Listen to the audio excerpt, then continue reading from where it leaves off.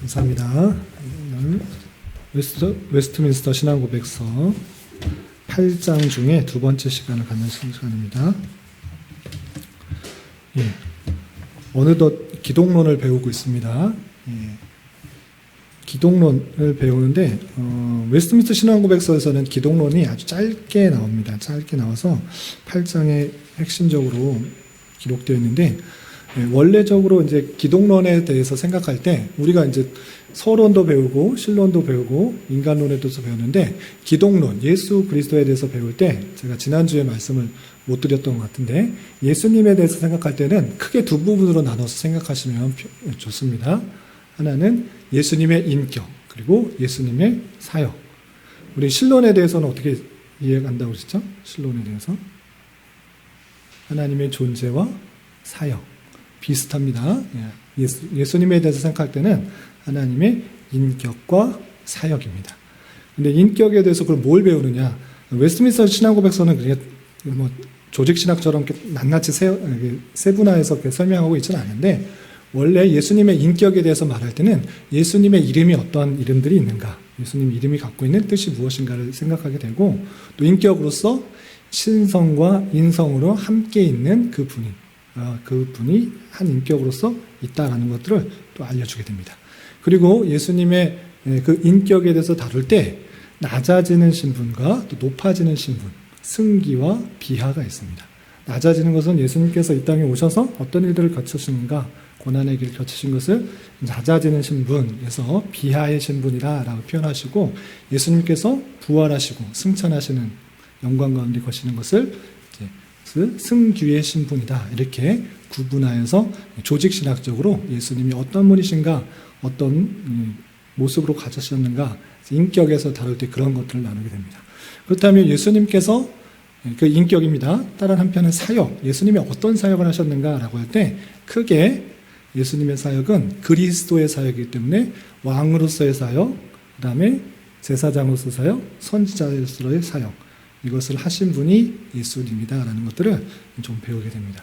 그런데 여기 웨스트민스터 신앙고백서에서는 그것이 딱딱딱 구분돼서 설명되어 있지 않고 복합적으로 그 부분들이 함께 쓰여졌다, 이렇게 이해하시면 되고, 특별히 예수님의 사역 중에 가장 중요한 사역이 무엇인가라고 할 때, 물론 다른 사역도 중요합니다. 그러나 제사장의 사역, 속죄의 사역, 그것에 오늘 오전에 살펴본 것처럼 속죄의 사역, 제사장의 사역이 아주 강조되는 것입니다. 그럼 예수님의 속죄함의 그 사역은 누구에게 미치는 것인가? 속죄의 범위, 속죄의 내용, 이런 것들을 다루는 것이 예수님의 사역론에 대해서 배울 때 생각하게 됩니다. 그런 내용들이 있다라는 것을 그냥 넘겨두고 세부적으로 말고 크게 두 부분으로 나눠서 생각하겠습니다.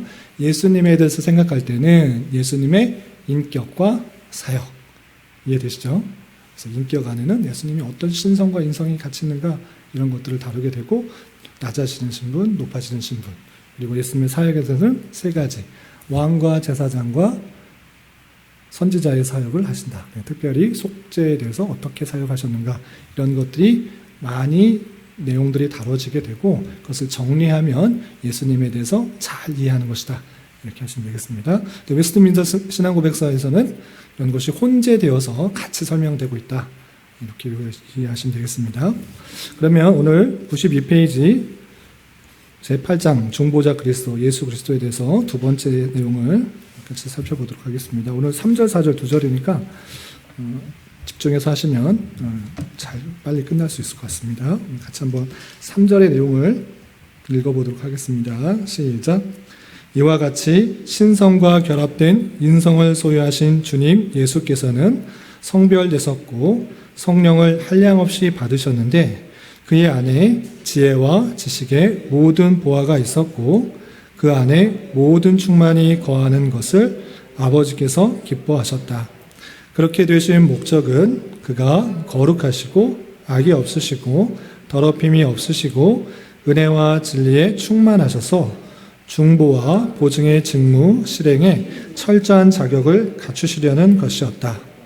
그 직무로 말하면 그가 스스로 취하신 것이 아니고 아버지에 의하여 부름받은 것인데, 아버지께서 모든 능력과 심판을 그의 손에 맡기시고 그것을 수행하시도록 그에게 명하셨다. 3절에도 길게 여러 가지 내용들이 있는데 한 구절씩 끊어서 좀 살펴보겠습니다. 우선 각주 15번 전까지를 보시면 신성과 결합된 인성을 소유하신 주님 예수께서는 성별되셨고 성령을 한량없이 받으셨다라고 신앙고백서를 표현하고 있습니다. 성령을 한량없이 받으셨다. 이것은 그냥 신학자들의 그냥 생각이 아니라 성경에 있는 표현을 그대로 덧붙여서 예수 그리스도에 대해서 설명을 하고 있는 부분입니다. 그러면 예수님께서 성령을 한량없이 받았다라는 그런 표현이 어디 있는가라고 할 때는 여러분 각주에 보시면 요한복음 3장 34절에 이런 표현이 있기 때문에 이런 신앙고백서가 나온 것입니다. 우리 요한복음 3장 34절 함께 읽어보겠습니다. 시작. 하나님이 보내신 이는 하나님의 말씀을 하나니 이는 하나님이 성령을 한량없이 주심이라. 예수님에 대해서 설명을 할 때 하나님의 말씀을 하는 그 표현에서 어떻게 그럴 수 있는가라고 할 때는 하나님께서 예수 그리스도께 성령을 한량없이 주셨기 때문에 그가 하나님의 말씀을 하실 수 있다. 이렇게 표현하고 있는 부분을 볼 수 있습니다.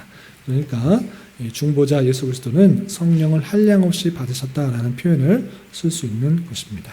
그리고 각주 16번에 보시면 그의 안에 예수 그리스도 안에 지혜와 지식의 모든 보화가 있었다.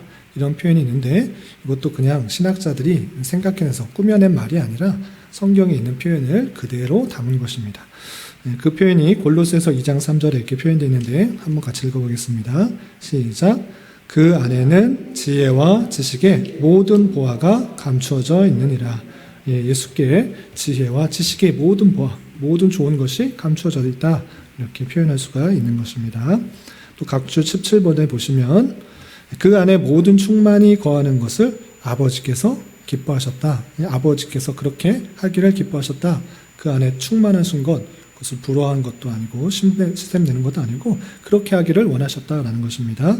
그 표현이 골로새서 1장 19절에 이렇게 표현되어 있습니다. 함께 읽어보겠습니다. 시작.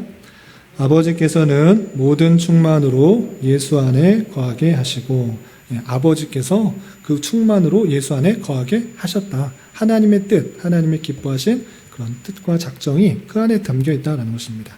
그렇게 하나님께서 성부 하나님께서 예수 안에 충만함으로 더하시기를 즐겨하셨고 원하셨다라는 표현을 할 수가 있는 것입니다.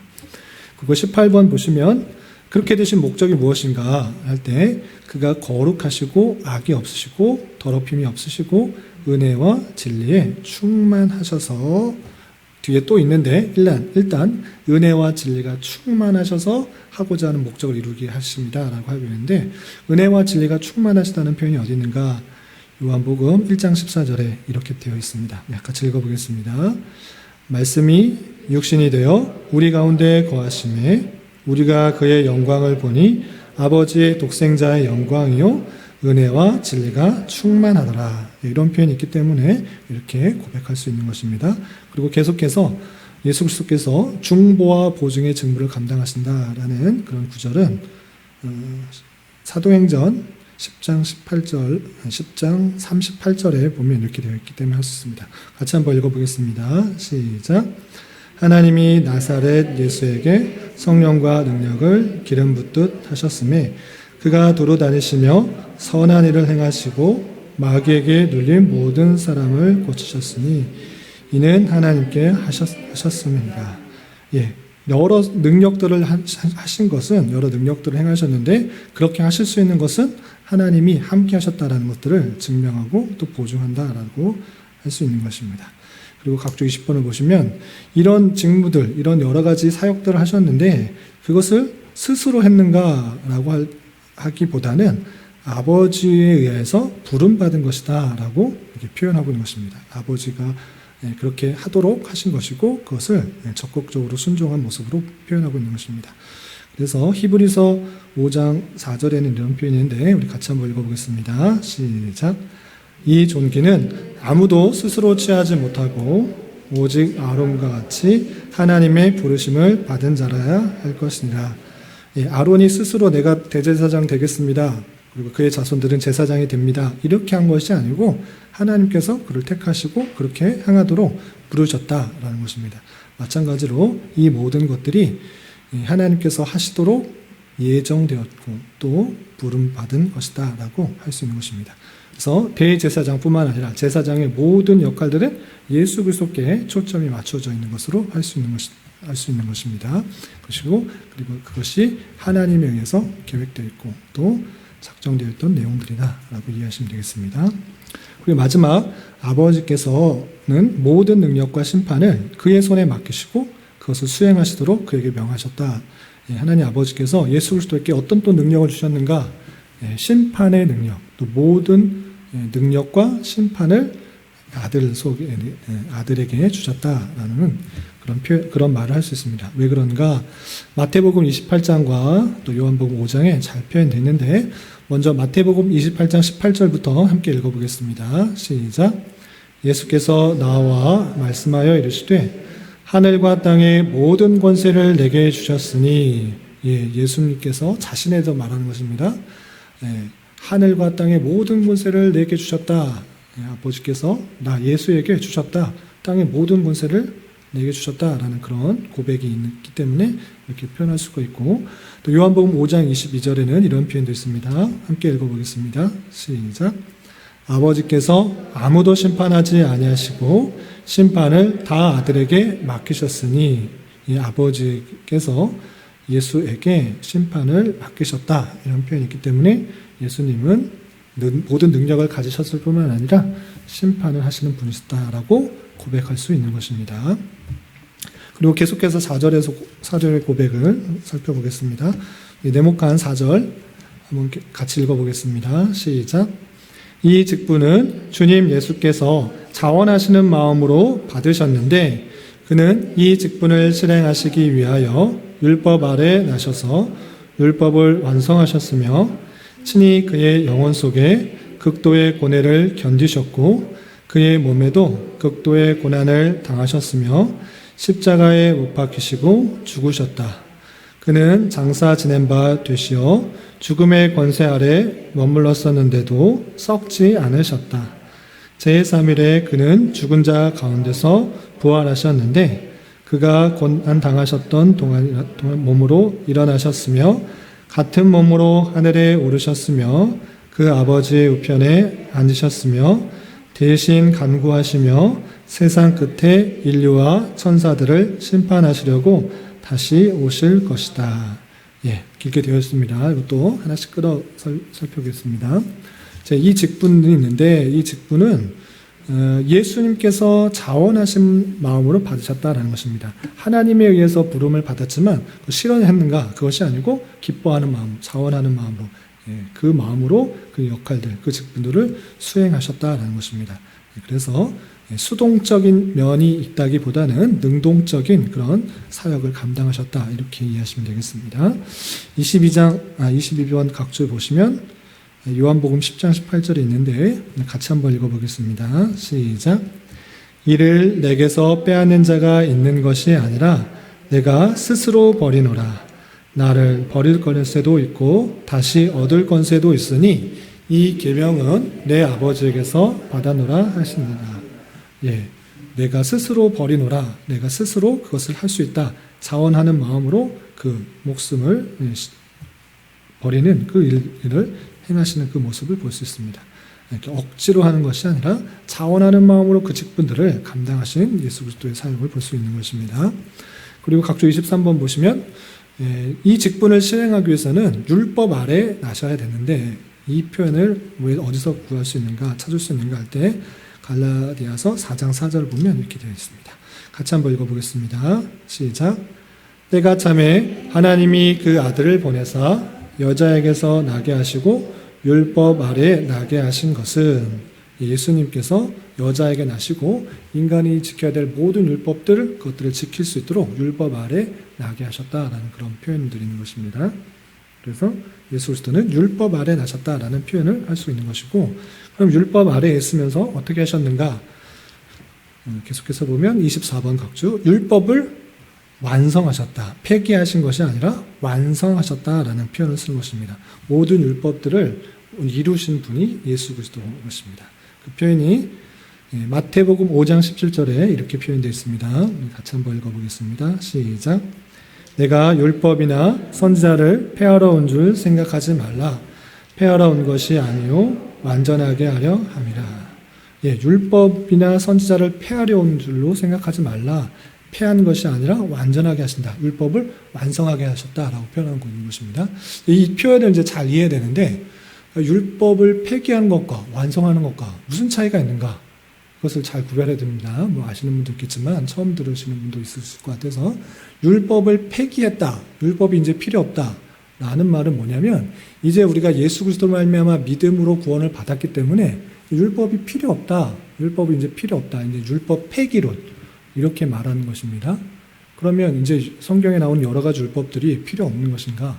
전혀 우리가 율법을 지킴으로 말미암아 구원받는 것이 아니기 때문에 없어진 것인가? 이렇게 말하지 않는다는 것입니다. 그렇게 말하지 않고 율법을 완성하셨기 때문에 율법을 통해서 우리가 깨달을 수 있는 것은 무엇이냐면, 이 율법들을 내가 지킬 수 없는 죄인이구나. 이거를 깨닫는 것입니다. 그럼 이것이 없어지면 내가 죄인인 것을 깨달을 수 있습니까? 없습니까? 없는 것입니다. 그래서 율법이 폐기되었다 이렇게 표현하지 않고 율법은 계속적으로 있는 것입니다. 그 기능이 무엇이냐? 저 사람 율법대로 안 사는구나. 이것을 지적하라고 있는 것이 아니라 내 자신을 되돌아보면서 그 율법을 내가 지키지 못하는구나. 이걸 깨닫는 것입니다. 하나님께서 주신 율법, 10계명, 오늘 오전에도 10계명을 읽었지만 하나님 그 주신 10가지 계명에 비춰서 너 살고 있는지 되돌아봐라 할 때 그러지 못하는 것입니다. 그냥 문자적으로만 읽을 때는 내가 살인하지 않았지 않습니까? 안식일, 거룩하게 주의를 지키지 않습니까? 이렇게 단순하게 문자적으로 표현한 것이 아니라 그 안에 있는 심오한 의미까지 생각할 때 내가 그것을 지키지 못하고 있다는 것을 깨닫는 것입니다. 예를 들어서 나는 실제적으로 칼을 들고 총을 들고 사람 안 죽였습니다 라고 말을 할 수 있지만 성경에서는 그렇게 말하는 것이 아니라 마음속에 악한 마음, 죽이려는 마음, 미워하는 마음, 그 마음 드는 것조차 죄고 살인했다 이렇게 표현하고 있는 것입니다. 그 말씀에 잘 비추어 보면 내가 그렇게 살고 있지 못하라는 것들을 하나하나 깨닫고 내가 정말 죄로 죽었던 그런 모습이구나, 정말 죄인이구나를 깊이 깨달을 수 있도록 하는 것이 율법인 것입니다. 그래서 그 율법을 다 지킬 수가 없는 사람인데 그걸 완성한 사람이 누구인가? 예수 그리스도. 그것을 온전히 죄가 하나도 없이 모든 율법을 완전하게 지키신 분이 예수 그리스도시고, 그리고 그가 십자가에 달려 돌아가심으로 말미암아 이제 우리는 율법을 지킴으로 말미암아 구원받는 것이 아니라 율법이 완성되었기 때문에 율법을 완성하신 예수 그리스도를 온전히 믿음으로 말미암아 구원을 받게 된다. 그럼에도 불구하고 우리에게 주어진 여러 가지 율법을 통해서 그 모습 가운데 살아가야 되는구나를 깨닫는 것입니다. 그것을 율법의 제3용도라고 표현하는데 일명 성화의 기능인 것입니다. 하나님께서 원하시는 삶을 잘 깨달아 그것을 지키려고 애쓰는 것입니다. 율법을 없애버리자, 폐기하자, 율법 필요 없다라고 하는 것이 아니라 계속적으로 율법을 보면서 내 자신의 회개하는 수단으로 삼을 뿐만 아니라 그 원하는 모습으로 계속적으로 나가는 것이 하나님의 뜻이고 하나님께서 원하시는 바다라는 것들을 생각하면서 그대로 살아가는 것이 중요한 것입니다. 그래서 율법을 완성하셨다, 폐기했다 이 표현의 차이점을 잘 아시기 바랍니다. 그리고 25번 그의 영혼 속에서 극도의 고뇌를 건지셨다 이런 표현이 누가복음 22장 44절에 이렇게 표현되어 있습니다. 함께 같이 읽어보겠습니다. 시작. 예수께서 힘쓰고 애써 더욱 간절히 기도하시니 땀이 땅에 떨어지는 핏방울 같이 되더라. 또 마태복음 27장 46절에는 잘 아시는 말씀, 십자가에 달리셔서 엘리 엘리 라마 사박다니라고 말씀하셨습니다. 이건 무슨 뜻인가? 하나님 하나님 나의 하나님 어찌하여 나를 버리셨사이까? 이렇게 말씀하셨습니다. 그러니까 우리가 흔히 잘못 생각하는 거, 아무 생각 없이 그냥 예수님에 대할 때 예수님은 하나님의 신성을 갖고 계시기 때문에 이 땅에 육체의 모습을 오셨을지라도 아픔이 있었겠느냐? 걱정이 있었겠느냐? 그 하나님이신데 그런 거 뭐 하지 않을 그냥 넘어갈 수 있지 않을까라고 생각할 수 있는데 그렇지 않다는 것입니다. 극도의 고난과 고뇌가 있었다라는 사실들을 우리는 잘 기억해야 되는 것입니다. 그가 인성을 가지셨다. 인성과 신성이 함께 있다는 것은 사람과 똑같이 그런 아픔과 고뇌와 고통들이 있다는 것들을 보여주는 것입니다. 대표적인 두 구절 했는데 예수님께서 십자가에 달리시기 전날 밤에 이렇게 이 고통이 너무 심할 줄을 알기 때문에 겟세마네 동산에서 원하시거든 이 잔을 내게서 옮겨주십시오. 실제 잔이 있어서 무슨 잔이 있어가지고 옮겨달라는 것이 아니고 이 고난의 잔, 죽음의 잔 이것을 피할 수 있으면 피하게 해달라고 이렇게 간절히 기도한 것입니다. 마치 어떻게?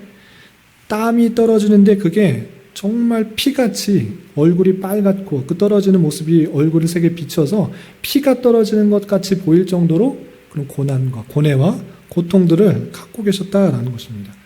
예, 그리고 십자가에 달리셨어도 하나님이여 나의 하나님이여 어찌하여 나를 버리셨나이까 할 정도로 하나님과의 그 단절에서 오는 그 고통을 느끼셨다라고 표현하고 있는 것입니다. 이 모습을 통해서 예수님께서 신성만이 아니라 인성도 똑같이 가지고 계시고 사람과 같이 고뇌를 겪으시고 또 극도의 고뇌를 견디셨다라는 것을 알 수 있습니다. 그리고 26절에도 같은 표현이고 몸에도 극도의 고난을 받으셨다. 영혼뿐만 아니라 몸에도 극도의 고난을 당하신 것을 알 수 있습니다. 십자가 달려 돌아가시는 내용들을 통해서 그렇고요. 27번 보시면 십자가에 못 박혀 죽으셨다라는 표현. 빌립보서 2장 8절 함께 읽어보겠습니다. 시작. 사람의 모양으로 나타나사 자기를 낮추시고 죽기까지 복종하셨으니 곧 십자가에 죽으심이라. 예, 십자가에 죽으시는 것. 그냥 죽으시면 되는데 우리 아침에도 번제를 드리는 방면을 보았는데 제사를 드릴 때 그냥 죽이면 피 흘리고 죽이면 되는데 왜 십자가에 달려 돌아가셔야 되는가 이것을 잘 아셔야 됩니다. 그냥 뭐 병쟁들의 칼에 찔려 죽으셨다. 그럼 피 흘려 죽으신 건데 왜 십자가에 달려 돌아가셔야 되는가 이것을 이해해야 됩니다. 그게 무슨 뜻입니까? 십자가에 달려 돌아가시는 것이 무슨 의미가 있는 것입니까? 예, 십자가에 달려 돌아가시는 것은 저주의 상징입니다. 저주. 그 당시에 형을 집행하는 데 있어서 가장 극악하게 저주를 임하게 하기 위해서 십자가에 달려 돌아가시게 한 것입니다. 그냥 지나가다가 사람들의 병정들에게 찔려 죽었으니까 피 흘렸으니까 죄사함을 받는 것 아닌가? 이게 아니고 우리가 그 저주를 받아 그와 같이 죽어야 했으나 그 저주를 예수님께서 담당하신 것들을 생각하기 위해서 십자가에 달려 돌아가신 것입니다. 그래서 십자가는 가장 극악한 형벌을 가진 사람을 처벌하는 그런 처벌하는 그 집행자인 것입니다. 그렇기 때문에 예수님께서 그것을 달리셨다는 것은 그 모든 죄, 택하신 백성의 모든 죄를 담당하셔서 저주를 받으시기 위해서 십자가를 달려 죽으셨다. 이렇게 생각하는 것입니다. 그리고 28번 보시면 죽음의 권세 아래 머물렀었는데도 썩지 않으셨다. 라는 표현은 사도행전 13장 37절에 하나님께서 살리신 이는 썩음을 당하지 아니하셨다라고 하면서 돌아가셨음에도 불구하고 썩지 않으셨다라는 표현을 쓸 수가 있는 것입니다. 29번에 보시면 제3일에 죽은 자 가운데서 부활하셨다라는 표현 잘 아시다시피 고린도전서 15장 4절 장사 지내신 바 되셨다가 성경대로 사흘 만에 다시 살아나셨다라는 것입니다. 근데 이 사흘 만에 다시 살아나셨다라는 그 말의 표현에서 여러 가지 견해가 있습니다. 왜 사흘 만에 살아나시는가? 사흘 아니고 4일이나 5일, 6일이면 살아나시면 안 되는가? 왜 3일 만에 살아나셨는가? 혹시 이런 거 고민하신 분 있으신가요? 예. 성경에 대해서 명확하게 답변하지는 않지만 물론 예언된 말씀이 있습니다. 예언된 말씀. 예수님께서 얼마 만에 살아날 것을 분명히 말씀하셨습니다. 예, 요나의 기적을 빌면서 인자도 3일 만에 다시 살아날 것들을 말했습니다. 근데 이 3이라는 숫자가 여러 가지 상징적인 의미도 있겠지만 1차적으로는 이 죽음을 확실하게 인식할 수 있게 하는 시간입니다. 좀 죽었는지 기절했다가 일어났다고 말할 수 있지 않을까라고 하는 것들을 없애기 위해서 확실히 죽었다라는 것들을 죽으셨다라는 것들을 표현하기 위해서 3일이라는 숫자를 했을 것이다라고 표현하고 있습니다. 정확하게는 드러나지는 않지만 그 죽음이 확실하게 있어서 그 죽음을 이기셨다라는 것들을 기절했다가 깨났다 이런 표현은 아니고 확실히 돌아가셨다가 다시 살아났던 것들을 확실하게 인식하기 위해서 사흘이라는 그런 표현을 썼고, 또 뭐 역사적으로나 그 문맥적으로 봤을 때 6월절 다음 안식일 후 첫날이 되게 하기 위해서 이 모든 것들이 섭리 가운데 이렇게 예정하시고 계속적으로 예표하시고 나타낸 것이 아닌가, 이렇게 정도로 이해하시면 됩니다. 30번 보시면 그가 고난당하셨던 동일한 몸으로 일어나셨으며 같은 몸으로 하늘을 오르셨다. 같은 몸인 것입니다. 부활체의 몸이라 했을 때 완전히 다른가, 완전히 다른 사람인가, 그렇게 아니고 그 모습을 봤을 때 죽기 전에 그 모습을 어느 정도 상상할 수 있는, 생각할 수 있는 그런 몸이다라는 것입니다. 요한복음 20장 27절 말씀 함께 읽어보겠습니다. 시작. 도마에게 이르시되 내 손가락을 이리 내밀어 내 손을 보고 내 손을 내밀어 내 옆구리에 넣어보라. 그리하여 믿음 없는 자가 되지 말고 믿는 자가 되라. 도마가 예수님이 부활하셨을 때 진짜인지 가짜인지, 이거 영 아니야? 보이는 영 아니야? 만질 수 없는 그런 영이신데 그냥 눈으로만 보이는, 사람같이 보이는 거 아니야? 라고 해서 의심을 했던 것입니다. 너 그렇게 의심하지 말고 내가 진짜 살았는지 아니면 그냥 영이 보이는 것인지 확인해봐라. 옆구리 한번 맞아봐라. 손 만져봐라. 그리고 하시는 말씀이 보고 만지고 믿는 자가 되지 말고 그냥 보지 않고 믿는 것이 더 복되다라고 말씀하신 그 내용들을 살펴볼 수 있습니다. 우리 눈에 보이면 잘 믿음이 있을 것 같은데 오히려 성경적인 표현에 있어서는 보지 않고 믿는 것이 더 복되다라고 표현하고 있는 것입니다. 그래서 예수님께서 지금 나타나셔서 보이시면 또는 어떤 기적 같은 것들이 일어나면 내 믿음이 더 증신될 수 있을 것 같아 보이지만 그런 것들만 계속 할 때 표적적인 신앙, 기적적인 신앙 가운데 잘못 나갈 수 있는 줄 알아 보지 않고 믿는 그 믿음이 훨씬 더 복되고 또 신앙이 더 성숙한 것이라는 사실들을 잊지 말아야 될 것입니다. 하나님께서 다양하게 역사하심에도 불구하고 꼭 보여야만 믿는 것은 어쩌면 신앙의 초보의 단계에 있는 것입니다. 그렇지 않고 주신 말씀에 근거하여서 성장하여 나가는 것, 그것이 성숙된 믿음이라는 사실들을 잊지 말아야 될 것입니다.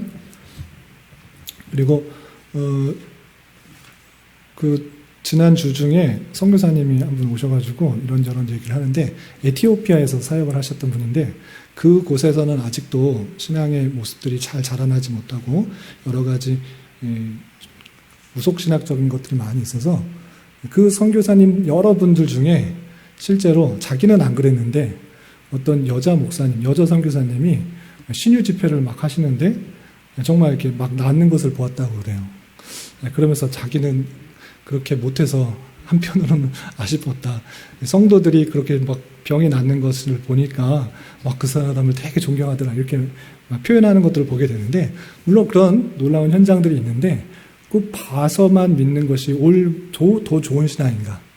그렇지 않고 하나님의 확고한 신앙들이 바로 잡히지 않았을 경우에 하나님께서 다양한 방편으로 성도를 부르시는 놀라운 섭리가 있었다. 이렇게 이해하시면 되겠습니다. 그래서 오늘날에도 똑같이 그렇게 병이 낫고 또 뭐 귀신이 쫓겨나고 뭐 등등등 신유적이고 환상적인 것들을 기대하기보단 주신 말씀에 근거해서 올바로 살아가는 것, 그것이 더 성숙한 시간이다. 그렇지 않은 성도들이 너무나 많을 때 하나님께서는 다양한 방편으로 치시기도 하시고 보여주시기도 하고 깨닫게도 하시는 그런 형편이 있다는 것입니다. 그런 신앙의 차이를 잘 이해하시고 넘어가시기 바랍니다. 그리고 31번 하늘에 오르셨으며 그 아버지 우편에 앉으셨다라는 표현이 마가복음 16장 19절 말씀, 잘 아시는 말씀입니다. 우리 같이 한번 읽어보겠습니다. 시작. 주 예수께서 말씀을 마치신 후에 하늘로 올려지사 하나님 우편에 앉으시니라. 요 표현도 문자적으로 이해하는 것이 아니고 의미적으로 이해되는 것입니다. 하나님 우편은 어딘가? 하나님은 영이시기 때문에 좌편, 우편, 전편, 후편이 있으신 분이니까 없으십니까?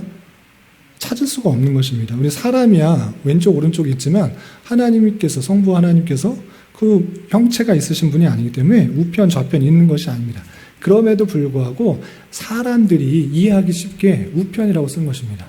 그러니까 사람들 우편에 누구를 앉혀줍니까? 가장 신이 많은 사람. 너 오른팔이야. 이렇게 표현하는 것처럼 우편에 앉으셨다라는 것은 그만큼 그 권위를 높이셨다. 그의 모든 통치를 맡기시기 위해서 그 역할들을 하신다. 이런 표현으로 이해하시면 되겠습니다. 사람이 이해하기 쉬운 방편으로 성경은 쓰여졌다는 것들을 알고 읽으시면 되겠습니다. 32번 각주를 보시면 대신 간구하신다. 이것이 아주 중요한 표현입니다. 예수님께서 승천하셔서 무엇 하시는가? 그냥 거기서 그냥 지켜만 보고 계시는가? 그것이 아니라 성도들을 위해서 계속적으로 간구하신다라는 것입니다. 어떤 표현 때문에 그럴 수 있는가? 히브리서 7장 25절 같이 한번 읽어보겠습니다. 시작. 그러므로 자기를 힘입어 하나님께 나아가는 자들을 온전히 구원하실 수 있으니 이는 그가 항상 살아서 저를 위하여 간구하심이니라. 하나님께서 항상 살아계셔서, 지금도 살아계셔서 우리를 위하여 간구하고 계시다. 우리를 위해서 기도하고 계시다. 그가 어떻게 될 수 있도록 계속적으로 간구하시는 그 모습을 볼 수 있습니다. 또 로마서 8장 34절에서도 비슷한 표현으로 그는 하나님 우편에 계신 자요 우리를 위하여 간구하시는 자신이라 했습니다. 우편에 계셔서 가만히 계시는 것이 아니고 우리를 위해서 중보하시며 그가 올바로 될 수 있도록 계속적으로 간구하시는 그 모습을 볼 수가 있는 것입니다. 그리고 마지막 33번 간구하실 뿐만 아니라 세상 끝에 인류와 천사들을 심판하시려고 다시 오실 것이다. 주님께서 재림하신다. 세상 끝날에 마지막 그 종말의 끝에 인류와 천사를 심판하시려고 다시 오신다라고 할 수 있습니다. 그 내용이 여러 군데 있는데 로마서 14장 9절 10절 말씀 한번 같이 읽어보겠습니다. 시작. 이를 위하여 그리스도께서 죽었다가 다시 살아나셨으니 곧 죽은 자와 산 자의 주가 되려 하심이라. 내가 어찌하여 내 형제를 비판하느냐? 어찌하여 내 형제를 업신 여기느냐? 우리가 다 하나님의 심판대 앞에 서리라. 그리스도께서 다시 오셔서 우리가 다 심판대 앞에 서게 될 것을 말하면서 형제를 비판하지 말고 또 형제를 업신 여기지 말라라고 하는 그런 표현을 통해서 주님께서 다시 오셔서 심판하실 것을 우리는 이해할 수가 있는 것입니다. 그리고 누구를 심판하시는가라고 할 때 유다서 1장 6절을 보면 또 자기 주의를 지키지 아니하고 자기 처소를 떠난 천사들을 큰 날의 심판까지 영원한 결박으로 흑암에 가두셨다라는 이런 표현들 때문에 사람들만 심판하는 것이 아니라 천사들까지도 심판하시는 것을 볼 수 있는 것입니다. 그래서 인류도 심판하시고 천사들을 심판하시려고 다시 오신다. 올라가신 모습 그대로 동일하게 보이는 모습으로 다시 오시게 될 것이다 라는 사실들로 예수님에 대해서 이해하시면 되겠습니다. 여기까지가 예수 그리스도 4절까지고요. 다음 시간에 해서 예수 그리스도의 사역과 또 인격에 대해서 정리하도록 하겠습니다.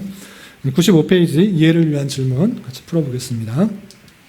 첫 번째, 신성과 결합된 인성을 소유하신 주님께서는 무엇을 한량없이 받으셨으며 그 안에 무엇이 충만히 거하는 것을 아버지께서 기뻐하셨습니까? 무엇이죠? 성령을 한량없이 받으셨고 그 안에 지혜와 지식의 모든 보화가 있었고 모든 충만을 거하는 것을 기뻐하셨다는 것입니다. 자, 2번, 예수님 안에 성령과 모든 충만이 거하게 하신 목적은 무엇입니까? 무엇이죠? 그가 거룩하고 악이 없으시고 더럽힘이 없으시고 은혜와 진리가 충만하셔서 중보와 보증의 직무를 실행에 철저한 자격을 갖추시려는 것이다. 이런 것이 없다고 하면 할 수가 없기 때문에 했던 것입니다. 그리고 오늘 오전 설교에서 비교를 곁들이자면 흠 없는 수컷, 양이나 소, 흠이 없다라는 것은 가장 최상의 것을 말하는 것이고 또 죄가 없다라는 것을 뜻하고 있는데 그렇게 해야만이 하나님의 택하신 백성의 죄를 모두 감당할 수가 있을 수 있는 것입니다. 그래서 그 모든 것들을 예수 그리스도에게 주셨다라는 것입니다. 그것을 기뻐하셨다라는 것이고요. 3번, 예수님이 맡으신 직무는 어떻게 맡게 되신 것입니까? 스스로 취한 것이 아니고 아버지에 의하여 부름받은 것이다. 그렇습니다. 물론 능동적인 사역, 자원적인 사역이 뒤따르긴 하지만 그 먼저 하나님 앞에서 그렇게 하도록 부름을 받았다. 하나님께서 그렇게 하시길 원했고 또 그것에 뒤따라서 예수님의 능동적이고 자원적인 순종이 뒤따른 것입니다. 4번에 그렇게 이어집니다. 4번 문제 보시면 예수님께서는 이 직분을 어떠한 마음으로 받으셨습니까? 어떻게 받으셨습니까? 자원하시는 마음으로 받으셨다. 그냥 스스로 예수님께서 성부의 계획과는 전혀 상관없이 막 이렇게 단독적인 사역이 아니라 성부 하나님께서 그렇게 하시기를 원하셨고 그렇게 부르셨을 뿐만 아니라 예수 그리스도께서는 그것을 기쁜 마음으로, 자원하는 마음으로, 적극적이고 능동적인 마음으로 그 일들을 감당하셨다라는 것입니다. 그리고 예수님께서 이 직분을 수행하시기 위해서 어떤 일을 하셨습니까? 율법 아래 나셔서 율법을 완성하셨고 극도의 영혼 속에 극도의 고뇌를 건디셨고 몸에도 극도의 고난을 당하셨고 십자가에 못 박히고 죽으셨다. 그것이 아까 말씀드린 것처럼 예수님의 직분 중에 제사장의 직분, 제사장이 피를 뿌리는 것이었는데 제사장이 그렇게 피를 뿌리는 것이 한계가 있는 것입니다. 이제 예수 그리스도께서 피를 흘리심으로 말미암아 그 모든 속죄 사역을 완성하신 것입니다. 율법으로 나셔서 율법 완성하셨고 영혼과 몸에 고난 당하셨으며 십자가에 달려 돌아가셨다. 하신 것입니다. 그리고 마지막 나눔과 적용을 위한 질문 해보겠습니다. 1번 신성과 인성이 결합되었다는 의미가 무엇이며 왜 그렇게 하셔야 했습니까? 예수 그리스도께서 신인 양성 일위이시다 이렇게 표현했습니다.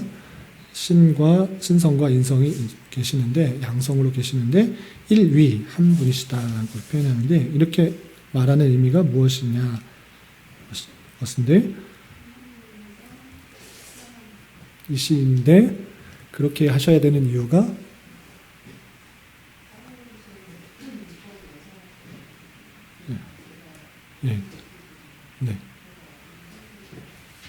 네, 맞습니다. 사람의 죄를 감당하기 위해서는 사람이 죄를 대신해야 되는데 그 사람이 모두 죄를 지었기 때문에 죄가 없는 사람이 필요했던 것입니다.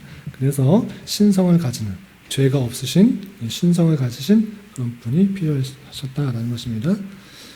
그래서 그분이 오셨고 율법 아래 나셨고 율법을 완성하셨다 이런 표현을 할 수가 있는 것입니다. 두 번째, 예수님께서 인성을 입으신 것이 우리에게 어떤 유익이 있습니까? 신성과 인성을 입으셨다. 그 의미는 알겠는데 왜 그래야 되는지 알겠는데 그러면 우리에게 어떤 유익이 있는가를 생각해 볼 수 있다는 것입니다. 이것이 히브리서에 잘 표현됐는데 어떤 유익이 있습니까?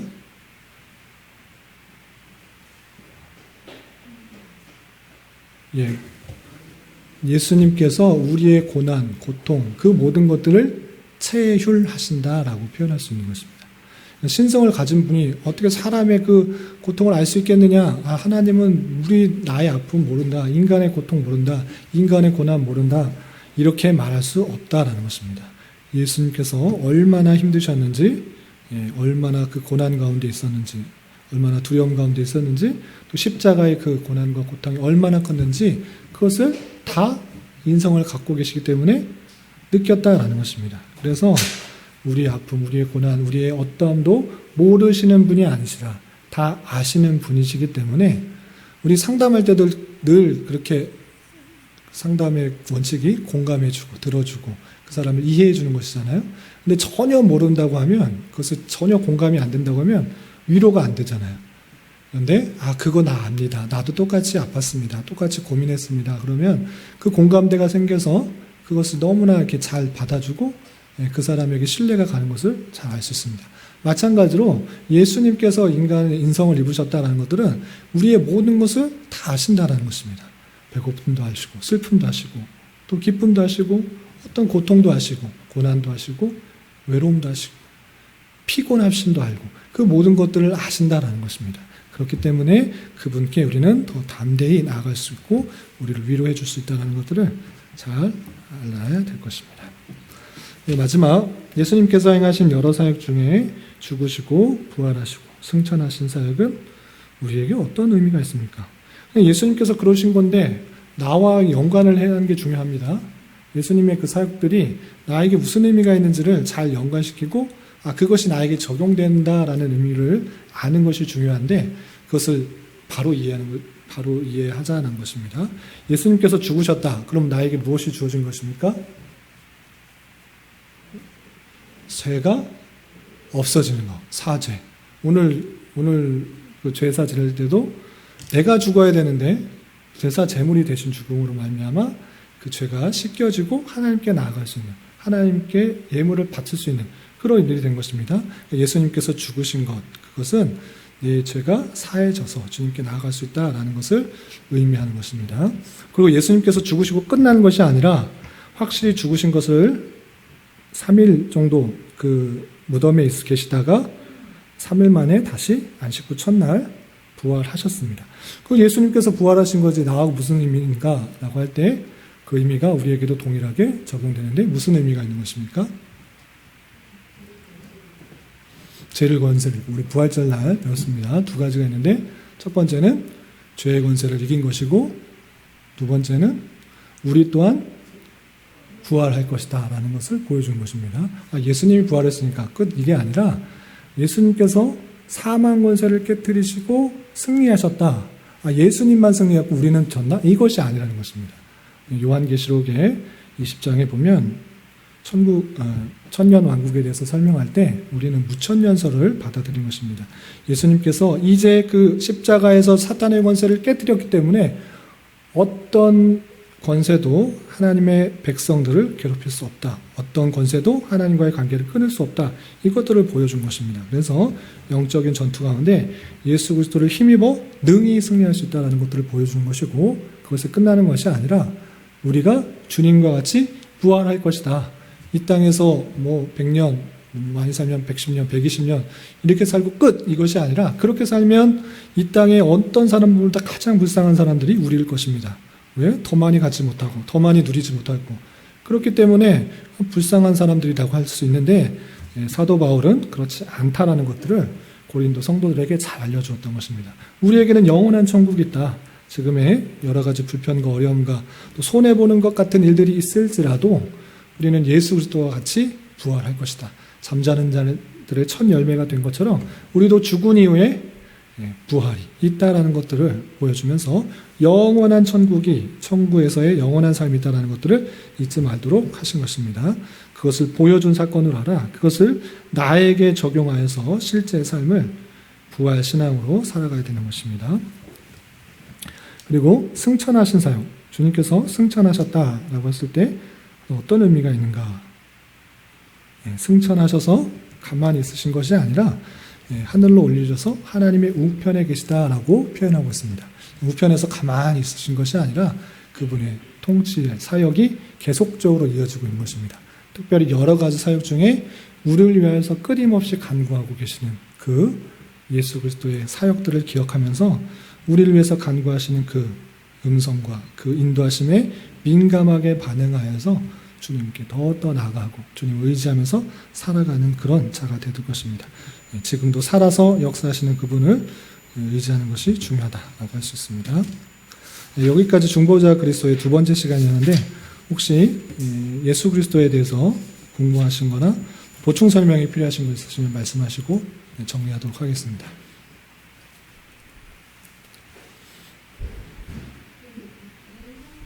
네. 네, 맞습니다. 이성 1인격.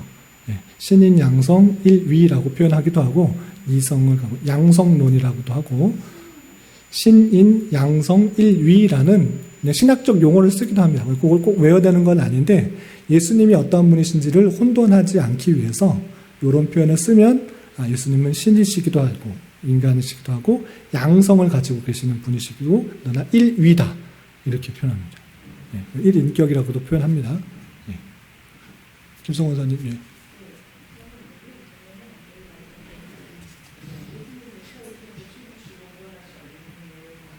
네. 네. 네.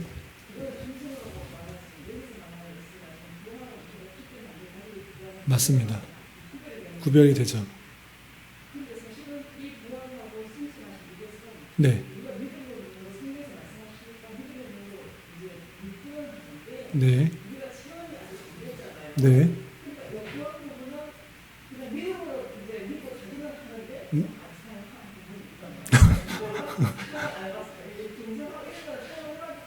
네. 그렇죠. 실제 이제 이것은 미래의 범위이기 때문에 실제적으로 잘 와닿지 않는다라는 그런 말씀이시죠. 그렇긴 하죠. 실제 보이지 않고 눈에 나타나서 이런 것들이 잘 없기 때문에 그렇지만 우리는 주신 말씀을 근거해서 믿음으로 받는 것이 복된 것이죠. 보여야만 아까 도마에서도 잠깐 말했는데 도마가 이제 부활하신 예수님 보고 이거 영 아닌가? 살아난 거 맞나? 이렇게 생각하는데 보여주시면서 보지 않고 믿는 것이 복되다라고 이렇게 말을 했어요. 그래서 꼭 보여야지만 믿음이 생긴다라고 했을 때 오히려 믿음이 없는 것일 수 있으니 그런 것을 주신 말씀이니까 받는 것이 더 복되고 그런 믿음 가운데 살아가는 것이 중요하다고 생각합니다. 근데 이제 초신자들 같은 경우는 이제 거의 그렇게까지는 기대하기 힘들지만 다양한 경험들을 통해서 하나님께서 만져주시고 인도해 주신 것을 경험하게 되면 그냥 자연적으로 있겠구나라고 생각하는 것 같아요. 그것도 믿음조차 하나님께서 다양한 수단을 통해서 성장하게 하시니까 처음부터 그것까지 기대하지 못하지만 나중으로 가면서 그런 신앙으로 우리가 살아갈 수 있겠구나라고 기대할 수가 있는 것 같습니다. 네. 여기까지 할까요? 오늘도 많은 분들이 다양한 이유에서 나오지 못하셨는데 교회가 더욱더 기도하게 하시기 위해서 하나님께서 다양한 상황과 환경을 허락하신 것 같습니다. 계속적으로 기도를 많이 해주시고요. 혼자만의 힘으로 교회가 설 수 없다는 것들을 기억하면서 여러분들이 주인이고 여러분들이 교회의 주축이십니다. 여러분들이 더욱더 헌신해 주시고 또 힘써 주시고 노력해 주셔야지 우리 교회가 더욱더 든든히 설 수 있으리라 생각합니다. 많이 기도해 주시고 또 부족하고 연약하고 흠이 많은 목사를 위해서도 많이 기도해 주시기 바랍니다. 네, 기도하고 마치겠습니다. 하나님 아버지 감사합니다. 오늘 그리스도의 중보자 역할들 또 여러 가지 사역들에 대해서 살펴보았습니다. 주님께서 우리를 위하여 대신 죽으심으로 말미암아 우리가 죄사함을 얻고 또 주님의 자녀가 되었으며 새 생명을 얻고 또 영원한 천국을 보장받았음을 늘 잊지 않게 하시고 이 믿음을 굳게 가져 우리에게 주어진 여러 가지 삶의 위치에서 힘들고 어려울지라도 주님만을 더욱더 의지하며 이겨나가게 하시고 여러 가지 혼란과 어려운 상황 속을 잘 극복하며 견디며 이겨나가서 신앙이 성숙하고 성장하며 그리스도의 장성한 분량이 충만한 데까지 우리가 성화될 수 있도록 주님께서 인도하여 주시옵소서. 이제 마치고 돌아가려고 합니다. 돌아가는 발걸음도 안전하게 지켜주시고 특별히 육체적인 연약함으로 또 병원에 도움을 받아야 되는 손길 위에 주님께서 함께 하셔서 온전한 회복과 치료가 있을 수 있도록 주장하여 주시옵소서. 예수님의 이름으로 감사히 기도드립니다.